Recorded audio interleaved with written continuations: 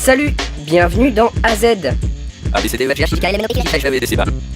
S comme symbole. Le 9 mai est un des symboles de l'Union Européenne.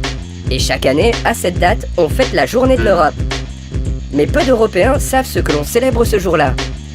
500 jeunes se rendent à Metz, en France, pour le découvrir. On les rejoint. Ils viennent de toute l'Union Européenne, ils ont entre 18 et 26 ans. Ces 500 jeunes se sont réunis à Metz, au nord de la France. Objectif, fêter l'Europe. Salut toi. Alors, qu'est-ce qu'on fête aujourd'hui?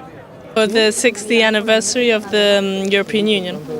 Le 9 mai, ce n'est pas l'anniversaire de la naissance de l'Union Européenne, mais de l'idée de la construction européenne. Une idée lancée par Robert Schuman en 1950, il y a 60 ans. L'Europe ne se fera pas d'un coup, ni dans une construction d'ensemble.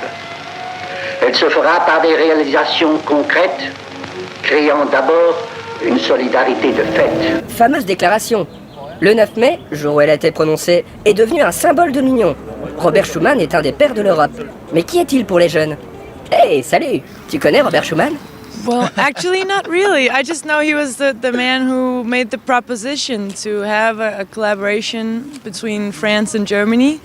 The French foreign minister?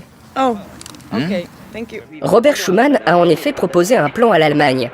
Mettre en commun leur production de charbon et d'acier, les matières de la Seconde Guerre mondiale, et les confier à une haute autorité ouverte aux pays européens.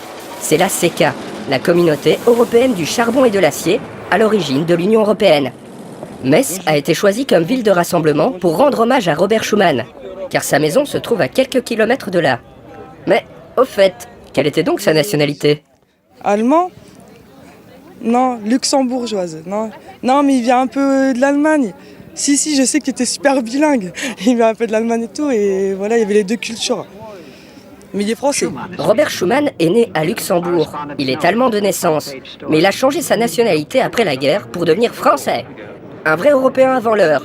Il sera d'ailleurs le premier à présider l'Assemblée parlementaire européenne, l'ancêtre du Parlement européen. Et donc, le 9 mai, on fête un peu Robert Schuman et sa déclaration. C'est tout un symbole, avec le drapeau, la devise unie dans la diversité et l'hymne.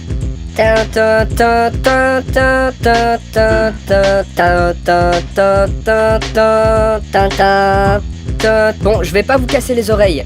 Je ferai ça bien dans un prochain numéro de AZ. Salut!